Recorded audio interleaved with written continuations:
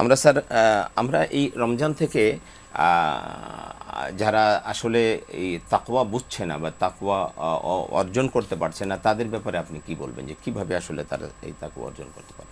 না, যে কোনো বিষয়েই আমি তো মনে করি আনুষ্ঠানিকতার মধ্যে শুধু আবদ্ধ রাখা উচিত না, এটাকে রিয়েলাইজ করা দরকার, হৃদয়ঙ্গম করা দরকার।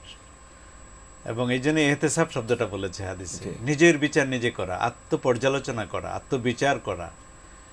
তো এই কাজটা যদি করে আমার মনে হয় যে তাকওয়া আসবে ইনশাল্লাহ, অন্যান্য সদ্গুণাবলী আসবে। এবং রাসূল সাল্লাল্লাহু আলাইহি ওয়াসাল্লাম যে হাদিসটি বলেছেন, মানলাম ইয়াদা আকাউলা জুর ওয়ালা আমালা বিহ ফালাইসা লিল্লাহি হাজাতুন ফি আন ইয়াদা তাআমা ওয়া শারাবা, যে কেউ যদি মিথ্যা এবং মিথ্যা কেন্দ্রিক কাজ ছাড়তে নাই পারলো, তাহলে তার খাদ্য ছেড়ে দেওয়া, পানীয় ছেড়ে দেওয়া আল্লাহর কিচ্ছু আসে যায় না। কঠিন কথা, কিন্তু জি, মানে আল্লাহর কিচ্ছু আসে যায়, এটা আল্লাহর কাছে এটার কোনো মূল্য নাই, বরং আল্লাহর কাছে বুঝবে কিন্তু তাকওয়া।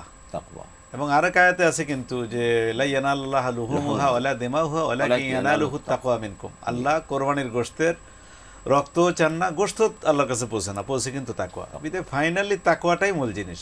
আর তাকওয়াটা যদি আমরা অর্জন করতে পারি, তাহলে তো আমার মনে হয় যেন শয়তানও পরাজিত হবে আপনার কাছে। জি।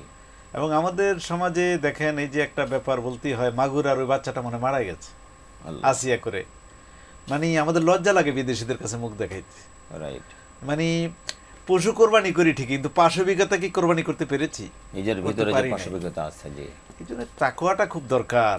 এবং আল্লাহ রাসূল সাল্লাল্লাহু আলাইহি ওয়াসাল্লাম বলছেন যে ইযা কানা আহাদু সাওমে আহাদিকুম ফালা ইয়ারফাস ওয়ালা ইয়াসখাব ওয়ালা ইয়াজহাল, তোমাদের কারো জীবনে যদি রোজা আসে, সে যেন পাপাচার না করে, মিথ্যা না বলে, গন্ডগোল না করে এবং মূর্খতাপূর্ণ আচরণ করে। ফয়জা ক্বালা আহাদুকুম শাতামাহু ফয়জা শাতামাহু আও কাতালাহু ফালিয়াকুল ইন্নী সাইমুন মাররাতাইন, কেউ যদি তাকে গালি দিতে আসে বা হত্যা করতে আসে, সে বলবে যে আমি রোজাদার, এবং এটা দরকার হয় 2 বার বলবে।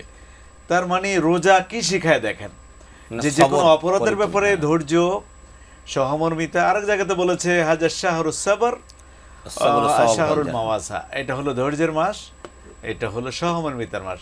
তো বিধায় কোরআন এবং হাদিসের এত এত কথার পরে আমরা যদি সত্যি অপরাধ থেকে দূরে থাকতে না পারি, এটা আমাদের জীবনে হতবাগা ছাড়া, হতাশা ছাড়া আর কিছুই না।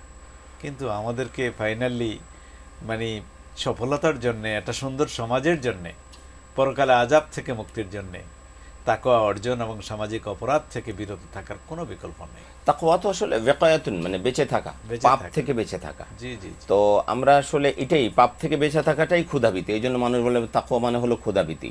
তো এই ক্ষুধাভীতি যদি মানুষের মধ্যে তৈরি হয়ে যায়, তাহলে তো আসলে সব অপরাধ এমনি। এবং সংজ্ঞাটা তো আপনি বললেন, জি, ক্ষুধাভীতির সাথে ভালো কাজ করা, মন্দ কাজ থেকে ফিরে থাকা, এটার নাম হলো তাকওয়া।